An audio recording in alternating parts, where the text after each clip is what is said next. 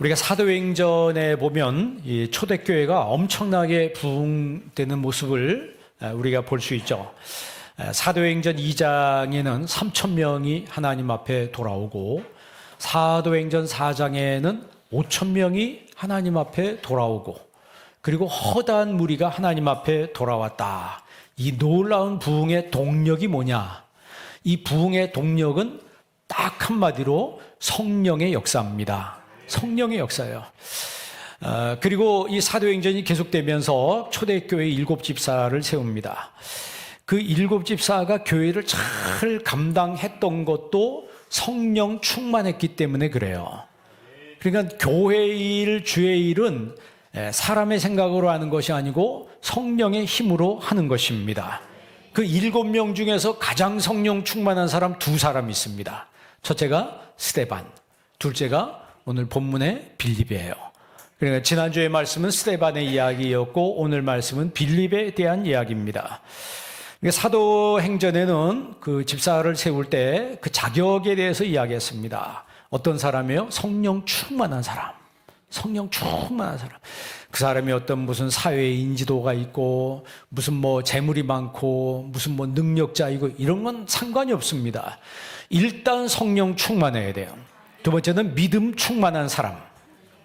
세 번째는 지혜가 충만한 사람. 그리고 네 번째, 칭찬받는 사람. 그러니까 사람들에게도 인정받는다는 것이었죠. 사람들에게도 인정받아야 된다. 우리가 금요일 금요기도회 때 말씀에 마태복음 24장 말씀 봤잖아요. 이 마태복음 24장은 예수님의 재림장이에요. 그 재림장에서 예수님이 무슨 말씀하시냐면 너희가 충성되고 지혜 있는 종이 되어 이랬어요. 그러니까 이 마지막 때에 충성하는데 무조건 충성만 한다고 좋은 게 아닙니다. 무조건 열심히만 하는 게 좋은 게 아니에요. 열심히 하다 보면 자기 열심히 거기 개입될 수 있어요. 열심히 하고 충성하지만 지혜가 있어야 된다. 그러니까 지혜가 있는 사람은 돌도 금을 만들고, 지혜가 없는 사람은 금을 돌로 만든다. 그런 얘기 있잖아요. 특히 스데반 집사는 7장에서 위대한 설교를 합니다. 사도가 아님에도 불구하고 스데반의 이 장문에 걸친 설교는 가히 사도급에 해당하는, 사도 이상급에 해당하는 그런 위대한 설교였어요. 그리고 그는 복음을 전하고 순교를 해요. 그러면 스데반이 순교하고 이제 바울이 등장합니다. 그 위대한 바울, 나머지 사도행전을 써내려가는 바울이 등장하는데, 그러면 스데반과 바울 사이에 무슨 일이 있었냐? 그 스데반과 바울 사이에 등장하는 사람이 바로 오늘 본문의 빌립이라고 하는 사람이에요. 그 빌립을 가리켜서 우리는 성령의 사람 빌립이다, 이렇게 이야기를 합니다.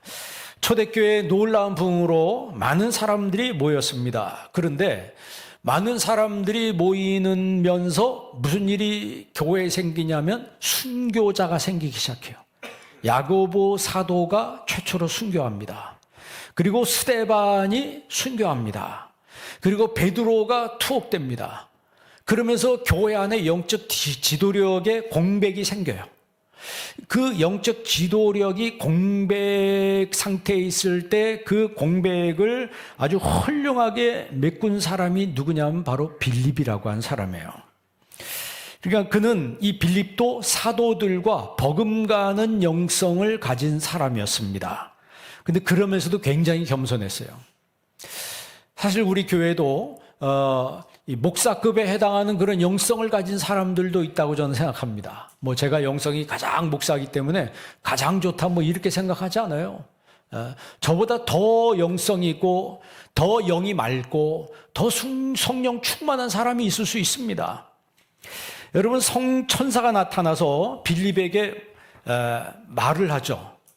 성령이 나타나서, 또 천사가 나타나서 성령도 말씀하시고 천사도 말씀해요. 그러니까 빌립은 영이 굉장히 열려있는 사람이라는 거죠. 왜? 하늘의 음성을 들으니까. 그리고 영이 굉장히 맑은 사람이에요. 영이 맑은. 여러분, 영이 맑은 사람은 입에서 무슨 말이 나온다고요? 은혜의 말이 나와요. 영이 맑은 사람은 항상 소망적인 얘기가 나오고, 항상 은혜스러운 말이 나오고, 긍정적인 얘기가 나옵니다. 스데반의 순교 정신이 이 성령의 사람 스데반에게 고스란히 전달돼요. 그러니까 우리가 성경을 자세히 살펴보면 이 스데반의 영성과 빌립의 영성이 거의 방불합니다. 거의 방불해요. 빌립이 거침없이 복음을 전하는 모습은 마치 스데반을 보는 것 같지 않아요?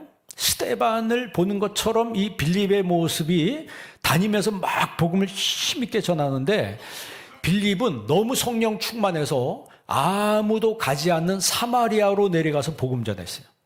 그 당시 유대인들은 사마리아 사람하고 상종하지 않았다 그랬잖아요. 그죠?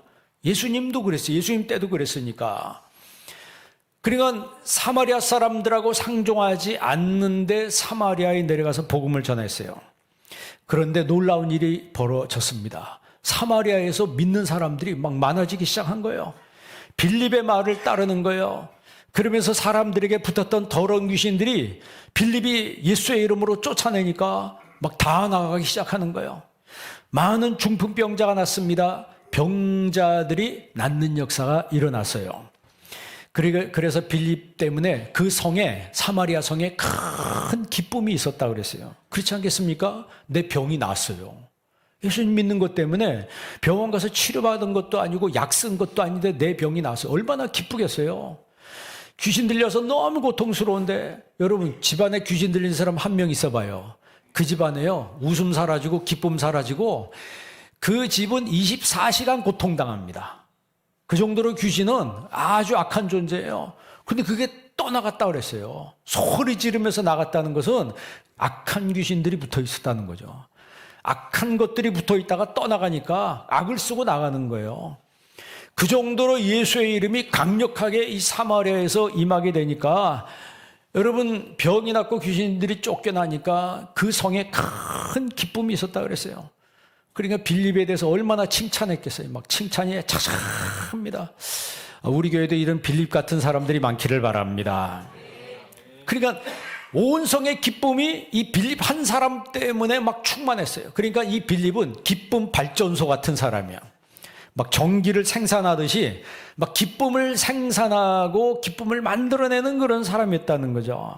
감사 발전소 같은 사람, 은혜의 발전소 같은 사람, 막 은혜를 막 양산해내. 그래서 그 사람 만나면 막 같이 옆에 다 전염돼가지고 막 서로 은혜가 충만해. 막 그 사람만 만나면 막 서로 감사가 막 너무 충만해. 감사가 풍성해져요. 여러분, 빌립의 전도로 사마리아 사람들이 복음을 믿게 되죠. 이 소식이 예루살렘 교회까지 전해집니다. 그러니까 예루살렘 교회에서 정식 빌립을 파송했다는 얘기가 없는데 자원해서 가지 않는 지역으로 간 거예요. 마치 갈렙이 이 산지를 내게 주소서 그랬잖아요. 막 자원해서 어려운 지역을 내가 감당하겠습니다. 그렇게 사명을 감당하는 것처럼 빌립은 사마리아에 내려가서 복음 전했더니 거기서 많은 전도의 열매를 맺었다는 거죠. 그러니까 빌립에게는 이런 선교적인 마인드가 있었다는 거예요. 선도. 마지막 시대에 여러분, 교회는 전도하는 교회가 되어야 합니다. 선교하는 교회가 되어야 되는 거예요. 만약에 교회가 선교 안 하고 전도 안 하면 그 교회는요, 마귀가 붙들고 잡아 흔들 겁니다. 대부분 교회가 그래요. 열심히 전도하고 기도하는 교회는요, 사탄이 와서 시험해도 시험이 안 돼. 왜냐하면 영혼에 지금 온 에너지가 다 집중되어 있고 기도가 그쪽으로 집중되어 있기 때문에 딴 거에 신경 쓸 새가 없어. 근데 전도에 불이 꺼지고 기도에 불이 꺼진 교회는요, 사탄이 요리하기가 굉장히 좋습니다. 조금만 던져주면 여기서 시험 들고 저기서 시험 들고 막 교회가 막 시끄러워요. 그 왜 그래요? 주님 말씀에 순종하지 않기 때문에 그래요. 주님 말씀에 순종하지 않기 때문에. 예루살렘 교회는 사마리아에서 예수 믿는 사람들이 많아졌다는 얘기를 듣고 즉시 베드로와 요한을 파송합니다. 사마리아로 파송해요. 그리고 베드로와 요한이 사마리아에 갔더니 진짜 이 사람들이 예수 믿는 거예요. 그래서 그들에게 안수를 했습니다. 성령 받기를 안수했더니 그들에게 성령 받는 역사가 일어났어요. 그리고 베드로와 요한이 똑같이 사마리아에서 말씀을 증언하고 예루살렘으로 돌아갑니다. 그러면서 사마리아 여러 마을 다니면서 막 복음을 전했어요. 그러니까 이 하나님이 생각을 바꿔주시는 거예요. 생각을 바꾸는데 처음에 유대인들은 복음이, 예수님의 십자가 복음이 자기들에게만 주어진 것인 줄 알았어요. 그런데 가만 보니까 이방인들이 막 예수님 믿고 놀라운 역사가 일어나는 거예요. 그래서 생각을 바꾼 거예요. 아, 예수님의 십자가 복음은 우리에게만 전해진 것이 아니고 땅끝까지 전파하라는 그 말씀대로 많은 민족에게도 열려있는 복음이구나, 이렇게 생각이 바꿔지는 거죠. 자, 사도행전 25장 8장 25절 한번 8장 25절 다 같이 한번 읽습니다. 두 사도가 주의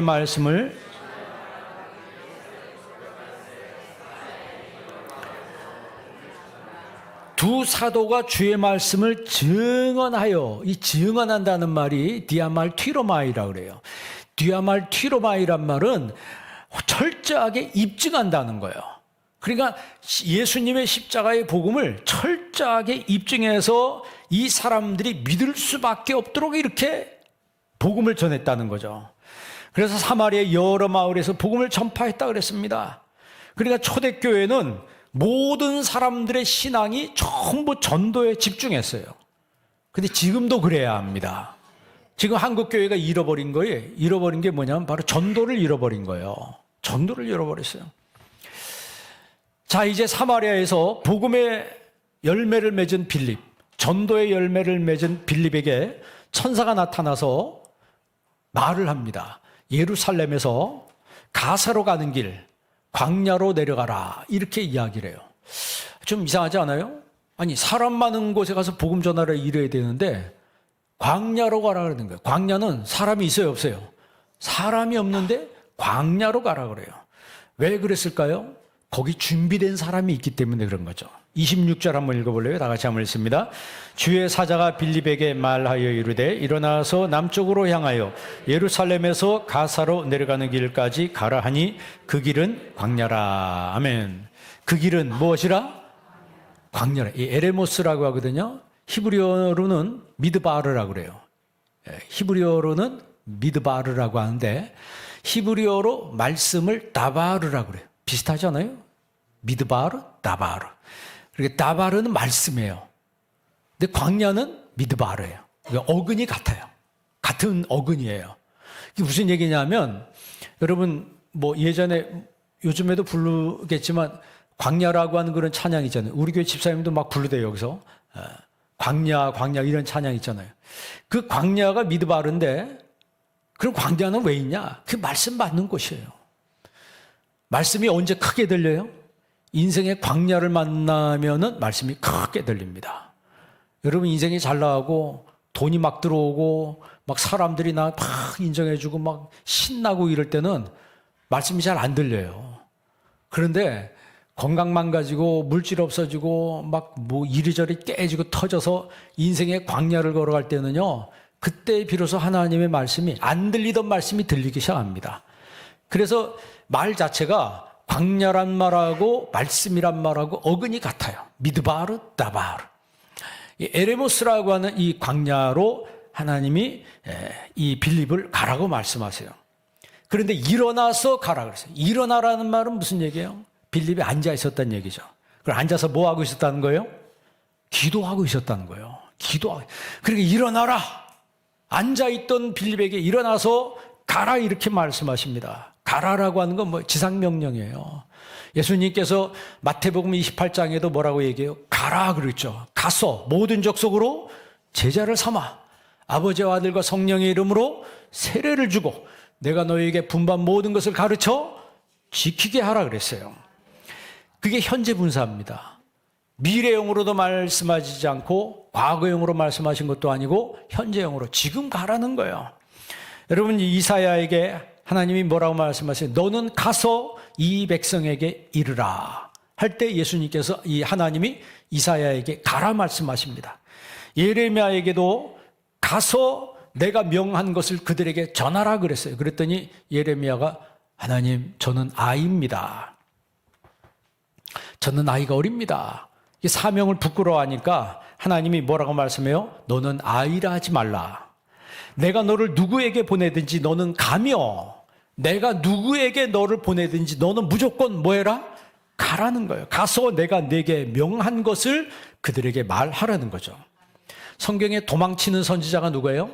별명 도망치는 선지자 요나. 요나에게도 하나님 뭐라고 말씀하세요? 너는 일어나 저 큰 성읍 니느웨로 가서, 너는 저 큰 성읍 니느웨로 가서 그들에게 외치라고 명령했어요. 여러분, 빌립은요, 영이 열려있는 사람이에요. 영이 열려있는 사람. 영이 맑은 사람이란 얘기죠. 이 빌립은 성령의 사람이에요. 성령의 사람은요, 예수의 향기가 나는 사람이에요. 예수의 향기가 나는 사람. 여러분, 술 취한 사람한테 뭔 냄새 나요? 술 냄새 나죠. 담배 피는 사람한테 뭔 냄새 나요? 담배 냄새 납니다. 엘리베이터 안에 딱 탔는데 술 거나하게 자신 분이 같이 탔어. 그러면 엘리베이터 안에 뭔 냄새가 진동해요? 술 냄새. 그 사람이 숨을 내뿜을 때마다 술 냄새가 엘리베이터 안에 꽉 차요. 그건 나올 수도 없고 너무너무 고통스러워. 근데 본인은 알아요, 몰라요? 본인은 몰라요. 막 숨어 그냥 씩씩거리면서 거칠게 내뿜어요. 담배 피는 분도 마찬가지야. 담배 피고 엘리베이터 타면요, 그 사람이 숨을 내뿜을 때마다 그 숨을 우리가 다 들이대 마셔야 돼. 그러면 예수 믿는 사람은 향기가 나요, 안 나요? 예수 믿는 사람은 향기가 납니다. 샤넬 향수가 아니고, 샤넬 향기가 아니고 예수님 향기가 나는 거예요. 나는 몰라. 담배 피는 사람은 자기가 담배 냄새 나는지 자기는 모르잖아요. 술 취한 사람이 술 먹고 나서 자기가 뭐 술 냄새 나는지 신경이 났습니까? 옆에 있는 사람이 괴로운 거지.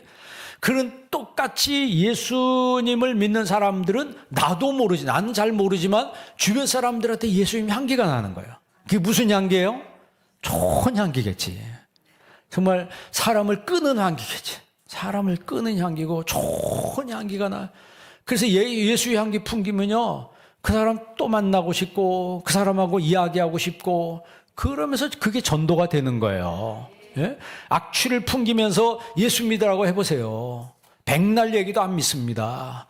그냥 내가 성령의 사람이 되고 내 안에서 예수님의 향기 풍기면 그게 바로 전도가 되는 거예요. 하나님의 말씀은 때로 우리 이성으로 이해가 안 될 때가 있습니다. 그럴 때마다 우리는 말씀 앞에 우리의 이성을 접고 순종할 수 있어야 돼요. 빌립에게 성령께서 말씀하시길 너는 광야로 가라 그랬어요. 그랬을 때 빌립은 순종해서 광야로 내려갑니다. 여러분, 교인과 제자의 차이점이 뭔 줄 아세요? 교인과 제자의 차이점. 교인은 뭐예요? 교회 왔다 갔다 하는 사람이 교인이에요. 여러분은 교회만 왔다 갔다 하는 사람 되지 않기를 바랍니다. 제자가 돼야 돼요. 왜? 모든 족속으로 제자를 삼으라 그랬으니까. 그러면 교인과 제자의 차이. 교인은 뭐예요? 그러니까 교회 오는, 청중으로 오는 사람. 청중은 뭐 하는 사람이에요? 음악회에 앉아 있는 것처럼 설교 들으러 온 사람. 설교를 들으러 온 게 아니고 여러분은 예배 드리기 위해서 이 자리에 온 거예요. 예배 드리. 그러니까 말씀을 들을 때마다 주님과 나와의 영적인 뭐가 이루어져야 돼요? 커뮤니케이션이 이루어져야 돼요. 교통이 이루어져야 돼요. 말씀을 들을 때마다 기도, 한 말씀 한 말씀 들을 때마다 주님 앞에 기도해야 되고, 그 말씀이 나를 어떻게 보면 내 죄를 지적하는 말씀이면 아픈 마음으로 내 죄를 회개하는 마음으로 말씀을 들어야 된다는 거죠. 청중으로 앉아있으면 어떻게 해요? 아유, 틀렸네. 저거 틀렸네. 어떻게 저런 말을 해? 그거는 제자로 앉아있는 게 아니고 청중으로 앉아있는, 구경꾼으로 앉아있는 사람들이에요. 그러면 교인과 제자의 차이점은 순종에 있습니다. 순종에 있어요. 여러분, 가나오니 잔치에서 포도주가 떨어졌어요. 그랬더니 예수님의 어머니가 예수님 시킨 대로 하라고 종들한테 이야기합니다. 그런데 예수님이 시키는데 그 포도주 독에다가 물을 갖다 부으라고 말하는 거예요. 이게 상식적으로 이해가 안 되는 거 아니에요. 아니, 그 독에다, 포도주 독에다가 포도주를 갖다 부어야지 물을 갖다 부으라는 거예요. 그리고 나서 갖다 떠서 나눠 주라는 거예요. 이게 사람들 놀리는 거 뭐야? 사람들이 그 물 맛을 모를까요? 그런데 시키는 대로 해요. 여러분, 그 포도주 독에 물을 붓더니 물이 뭐가 돼요? 기적이 일어나는 거예요. 여러분, 순종은 언제 일어나요? 아니, 기적은 언제 일어나요? 순종할 때 일어나요. 그러니까 아까 얘기한 대로 목사님 틀렸네. 그게 아니고 여러분이 설교해봐. 왔다 갔다 한다니까. 원고를 보고 읽으면 모르는데 원고를 안 보고 계속 얘기하다 보면 헷갈릴 때가 있는 거예요. 물을 떠다 주라고 했는데 순종하니까, 아니, 나는 분명히 물을 갖다 떠다 줬는데 물이 아니고 뭐예요? 이 포도주가 되는 거예요. 여러분, 예수님 믿는 역사는 바로 그런 역사예요. 그런 역사예요. 순종할 때 하나님 놀라운 역사를 일으키고, 아브라함에게 하나님이 축복하시기 위해서 독자 이삭을 바쳐봐라 이렇게 얘기했거든요. 그거는 진짜 이삭을 번제로 받으려고 하나님이 그렇게 말씀한 게 아니라 그랬어요. 아브라함을 뭐하리 하사? 시험해 보려고. 그런데 아브라함은 그냥 아들 갖다 그냥 바쳤어요. 그때 하나님이 멈춰하고 그 모리아산에서 아브라함과 이삭을 엄청나게 축복하시잖아요. 여러분, 사람들은 흔히 자기에게 유익한 것인데도 주님 명령에 싫어할 때가 있습니다. 주님 명령인데 이게 싫어. 왜? 나하고 내 생각하고 안 맞다고. 여러분, 기분으로 신앙생활 하지 말고 믿음으로 신앙생활 할 수 있기를 바랍니다. 신앙생활은 기분으로 하는 게 아니에요. 내 생각으로 하는 게 아니고 하나님의 말씀이면 그 말씀이 내가 이해가 안 돼도 순종할 때 결과적으로 보면 나중에 정말 하나님이 복으로 그 사람을 이끌어 주시는 거예요. 말씀에 순종하니까 준비된 사람을 하나님이 만나게 하시더라는 거예요. 27절 한번 읽어볼래요? 27절 다 같이 한번 읽습니다. 일어나 가서 보니 에디오피아 사람 곧 에디오피아 여왕 간닥의 모든 국고를 맡은 관리인 네시가 예배하러 예루살렘에 왔다가 28절 돌아가는데 수레를 타고 선지자 이사야의 글을 읽더라. 아멘. 여기서 네시라고 하는 말은 유누코스라고 그래요. 헬라어로 유누코스라고 하는데 이 사람은 거세된 사람이라 이런 뜻입니다. 그러니까 이 네시를 가리켜서 어떤 사람인가를 지금 사도행전에서 이야기하는데 이디오피아 여왕 간닥의 국고를 맡은 관리다. 그러니까 한 나라의 재정을 맡은 재무부 장관이라는 말이에요. 옛날에 내시들이 그런 국가의 그 권력의 최근접에서 일을 했기 때문에 이 내시도 아마 그런 국가의 관리라고 성경이 이렇게 이야기를 하고 있어요. 예루살렘 교회의 사도들은 십자가 복음이 처음에는 유대인을 위한 것인 줄 알았는데 이 십자가 복음이 전 인류를 위한 선물인 것을 알고 복음의 방향성을 수정했다고 그랬어요. 그러니까 주님 말씀, 주님 뜻대로 수정한 거예요. 그런 것처럼 여러분도 여러분 삶의 방향성을 주님이 기뻐한 쪽으로 수정할 수 있기를 바랍니다. 수정이 된 사람은 괜찮지만 수정이 안 되고 그냥 자기 생각대로 믿는 사람인데 그런 분들은 방향을 고쳐야 돼요. 바울이 아시아로 전도 여행을 가려고 했죠. 그러다가 꿈에 마케도니아 사람들이 나타나서 우리를 도우라고 막 손짓했다 그랬잖아요. 그리고 나서 선교의 방향을 돌렸어요. 아시아에서 유럽으로. 본문에 여러분 에디오피아 내시가 나오는데 이 에디오피아 내시가 뭘 읽고 있었다 그랬어요? 이사야를 읽고 있었다 그랬어요. 그러니까 이디오피아에서 예루살렘까지 갔다가 오는 길이에요. 여러분 이디오피아에서 이 에디오피아까지 몇 킬로인 줄 알아요? 1500킬로예요. 여기서 부산까지 몇 킬로예요? 한 350킬로, 400킬로 됩니까? 한 350 정도 될 거예요. 그런데 가는데 편도 1500킬로예요. 그럼 왕복 몇 킬로예요? 3000킬로예요.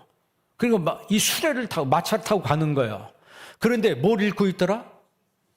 이사야를 읽고 있다는 거예요. 그 당시 성경은 지금처럼 이렇게 여러분 작은 책이 아니고 두루마리 성경이에요. 성경 하나가 이 두루마리를 만들어가지고 송아지 가죽으로 해가지고 길게 있어요. 저도 한번 두루마리 이렇게 안아보니까 책 한 권이 어마어마하게 커요. 예? 근데 그거를 마차에다 쫙 펴놓고 이사야서를 읽고 있는 거예요.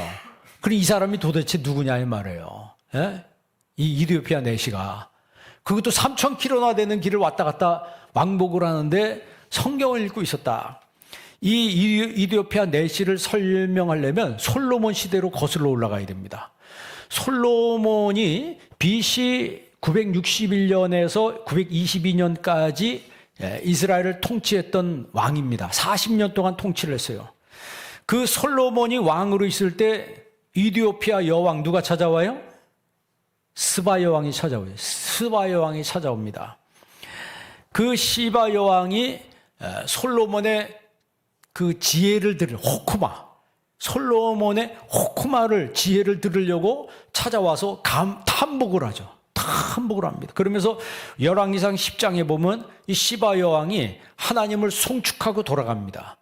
그러면 솔로몬하고 하루 지내고 잠깐 있다가 간 게 아니에요. 잠깐 있다가 간 게 아니에요. 전승에 의하면 그녀가 돌아가서 아기를 낳습니다. 로몬이라고 하는 아기를 낳았는데 그가 메넬리크 1세라고 하는 거예요. 전승에 의하면. 그러니까 이 아이가 누구예요? 이 솔로몬이죠. 그래서 이제 아기를 이스라엘로 보냅니다. 솔로몬한테 보내요. 보내서 그 솔로몬이 율법사들하고 학자들을 다시 에티오피아로 보내서 거기서 유대인들이 많이 이제 생겨지는 거죠. 그러니까 이 신뢰가 언제냐면 1991년에 솔로몬 작전이라고 하는 것이 이스라엘에서 있었는데 그게 뭐냐면 에티오피아에 있는 유대인들을 이스라엘로 데려오는 작전. 14,000명이 그때 옵니다. 그러니까 항공기가 때로 가가지고 그 에티오피아에 있는 흑인 유대인들을 본국으로 송환하는 작전이에요. 왜냐하면 그 유대인들 학살이 벌어지고 있었기 때문에 그 유대인들을 살리기 위해서 솔로몬 작전이라고 한 거예요. 요즘엔 알리아라고 그러죠. 알리아.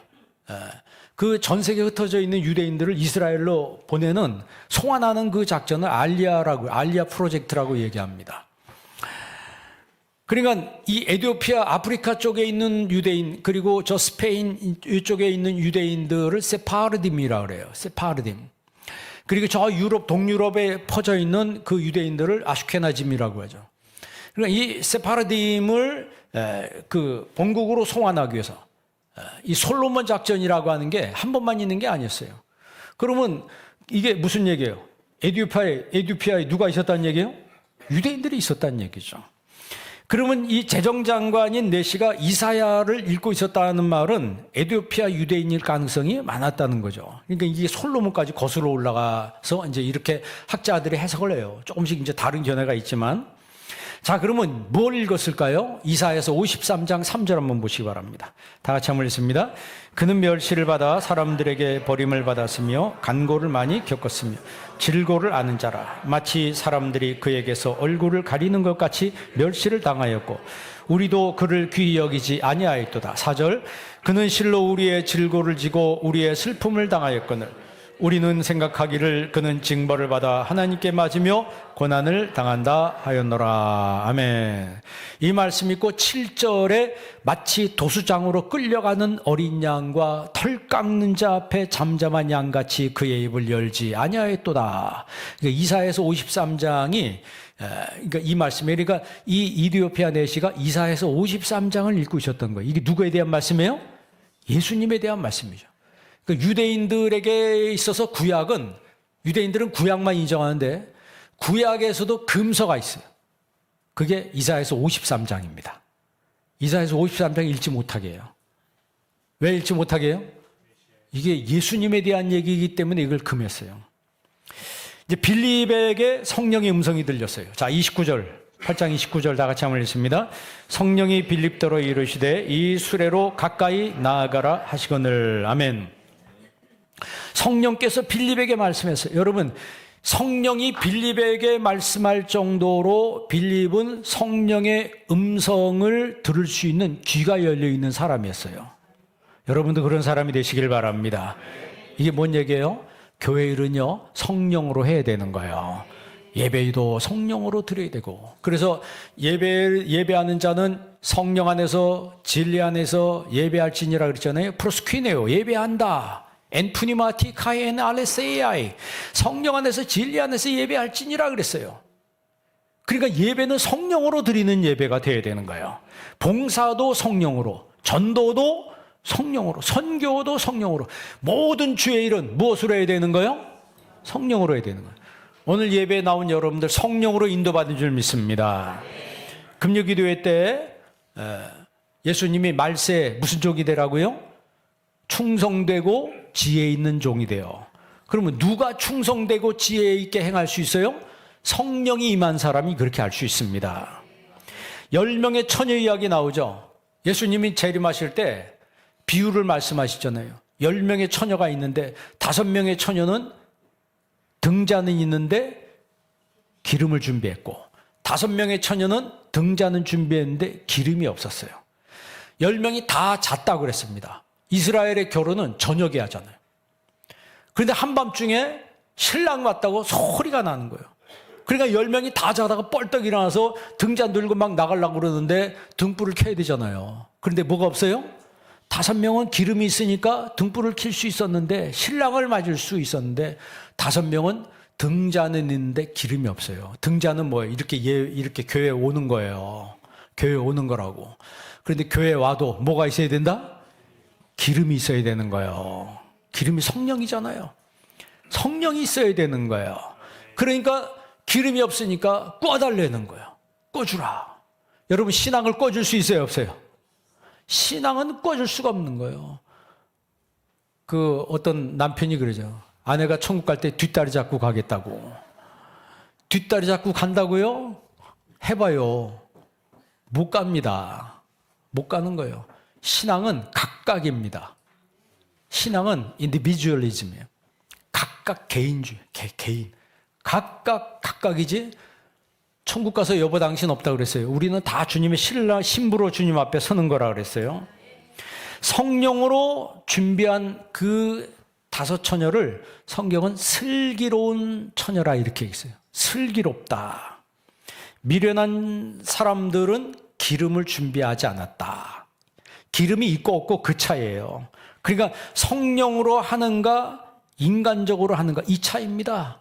인간적으로 하는 사람은 나중에 인정받지 못해요. 왜? 기름 사가지고 왔더니 이미 문 닫았다고 그랬어요.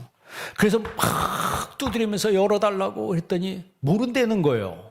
모른다는 거예요. 아니, 세상에 내가 그렇게 열심히 했는데 날 몰라요? 모른다는 거예요.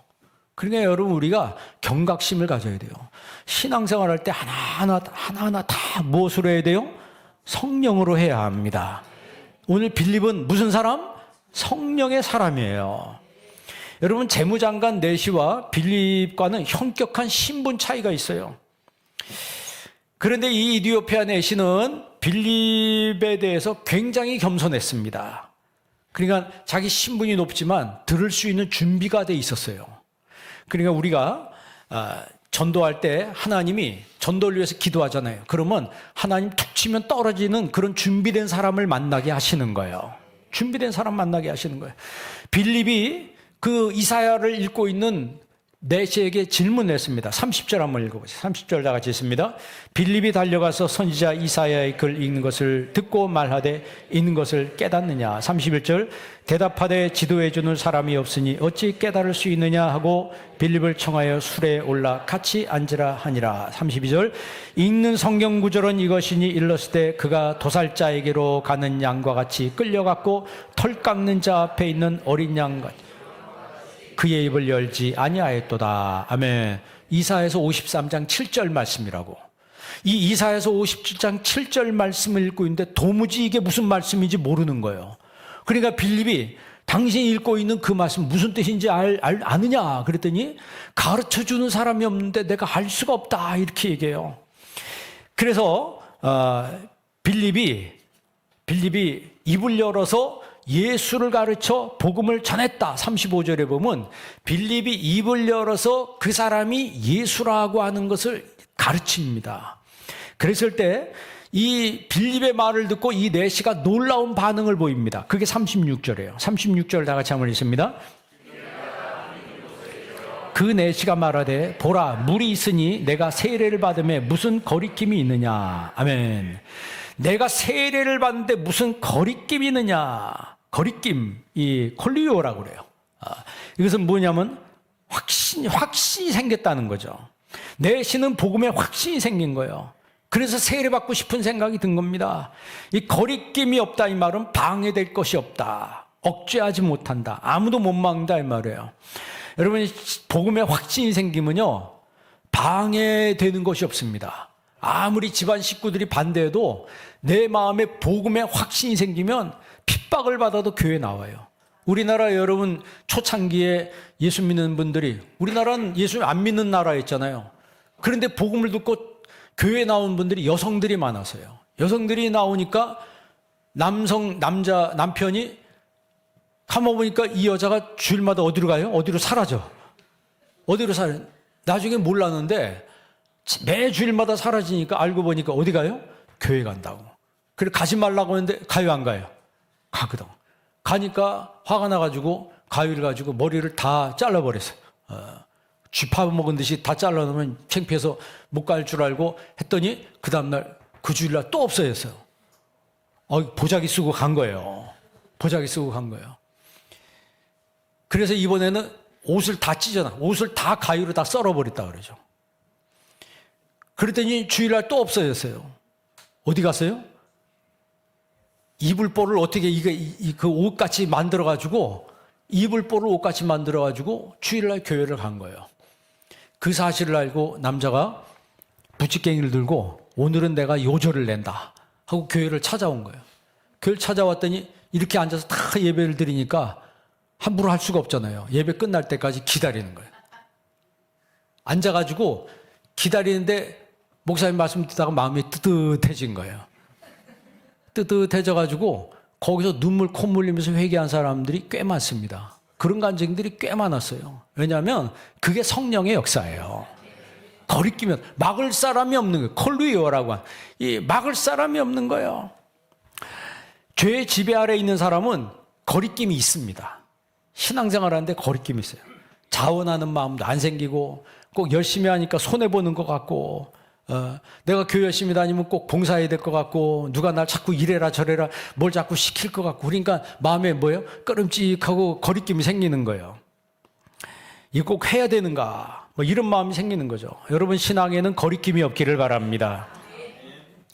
이 네시와 빌립이 이제 세례를 받는데 사막이에요. 거기가 사막이에요. 광야입니다. 그런데 물을 만나는 기쁨을 누려요. 세례를 주려면 물이 있어야 되는데 그게 뭐예요? 오아시스잖아요. 오아시스잖아요. 전도하려고 하니까 하나님이 오아시스를 만나게 하신다는 거예요. 주님 뜻대로 하려면 하나님은 환경도 허락해 주시는 거예요. 중요한 것은 내 신앙의 결단을 내려야 된다는 거죠. 내 신은 십자가 복음을 확신하자마자 바로 세례받겠다 그랬어요. 자, 38절 다 같이 한번 읽습니다. 이에 명하여 수레를 멈추고 빌립과 네시가 둘 다 물에 내려가 빌립이 세례를 베풀고 아멘. 두 사람이 세례를 받는데 자 39절 읽습니다. 둘이 물에서 올라올 새 주의 영이 빌립을 이끌어 간지라 네시는 기쁘게 길을 가므로 그를 다시 보지 못하니라 아멘. 자, 두 사람이 물에서 이제 올라오는데 주의 영이 성령께서 빌립을 이끌어 간지라. 이끌어 간다는 말이 이제 헬라 말로 할파조라고 하는데 랩처라고 그래요. 랩처. 이건 뭐냐면 잡아채 간다는 거죠. 요즘 우리나라 말로 영화 보면 순간 이동하는 거 있죠. 왜? 여기 탁 있었는데 갑자기 순간 이동해가지고 뭐 우주에 가 있어 사람이. 우리나라에 있었는데 갑자기 미국 가 있어. 그게 바로 할파조예요. 여러분 마태복음 24장에 보면 큰 나팔 소리가 나매 천사들이 와서 땅 이 끝에서 저 끝까지 사람들을 모은다 그랬어요. 그러니까 여기 예배를 드리다가 사람들이 막 사라지는 거예요. 그건 뭐예요? 천사들이 모으는 사람들이죠. 그래서 마태복음 24장에 예수님 뭐라 그래요? 그때 분명히 예수님께서 말씀하세요. 그때 두 사람이 밭에 있음에 한 사람은 데려감을 당하고 한 사람은 버려둠을 당할 것이다. 두 사람이 맷돌 갈다가 한 사람은 데려감을 당하고 한 사람은 버려둠을 당할 것이다. 그게 뭐예요? 둘이 맷돌 손잡고 같이 맷돌 갈고 있는데 바로 코앞에서 사람이 없어지는 거예요. 밭에서 둘이서 이야기하면서 일을 하고 있는데 그래서 뭐해서 옆에 보니까 없어진 거예요. 어디 갔어? 여러분 이게 할파조입니다. 이게 할파조예요. 지금 빌립을 이끌어갔다고 하는 이 할파조하고 똑같은 본문이 어디 나와 있냐면 데살로니가전서 4장 16절에 있어요. 한번 읽어보세요. 데살로니가전서 4장 16절 17절 있습니다. 주께서 호령과 천사장의 소리와 하나님의 나팔로 친히 하늘로 조차 강림하시리니 그리스도 안에서 죽은 자들이 먼저 일어나고 그 후에 우리 살아남은 자도 저희와 함께 구름 속으로 끌어올려. 여기 구름 속으로 뭐하여? 끌어올려. 이게 할파조예요. 지금 빌립이 사라진 것과 성령께서 그를 이끌어간 것과 똑같은 말입니다. 똑같은 단어예요. 구름 속으로 끌어올려 공중에서 주를 영접하게 하시리니 그리하여 우리가 항상 주와 함께 있으리라 그랬어요. 그러니까 여러분 예수님 재림하실 때 하나님께서 택한 사람들을 뭐하여? 끌어올려. 공중으로 끌어올려 혼인잔치에 참여하게 하신다는 거예요. 새하늘과 새 땅에 들어가서 살게 될 것입니다.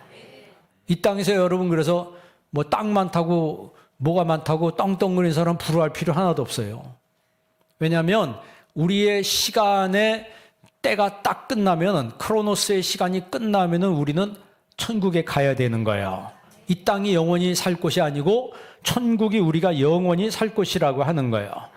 그 빌립도 너무 기뻤고 내시도 너무 기뻤다고 그랬어요. 내시는 너무 기뻐함으로 자기 길을 갔어요. 그러니까 너무 기뻐가지고 빌립이 어디 갔는지 생각도 못한 거예요.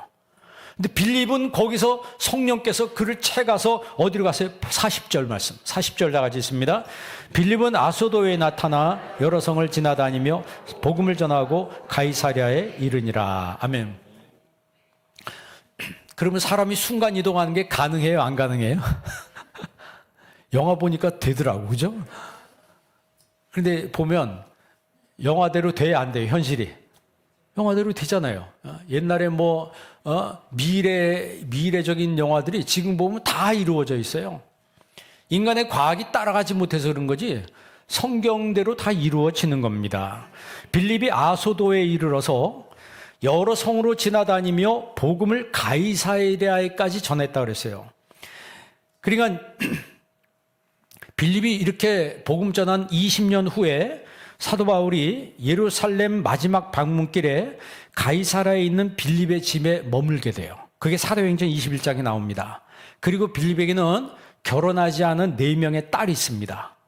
그 딸들과 함께 그곳에서 선교하면서 오고 가는 많은 선교사님들을 대접을 하고 선교에 큰 도움을 끼친 사람이 바로 빌립이에요. 그 빌립을 오늘 성경은 성령의 사람이라 이렇게 얘기해요. 왜? 성령께서 그에게 말씀하니까. 그리고 그 성령께서 말씀한 대로 놀라운 역사를 일으켰어요.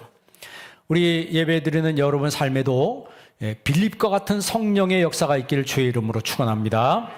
기도하겠습니다. 하나님 은혜를 감사합니다. 오늘 말씀을 저희들에게 주심을 감사합니다.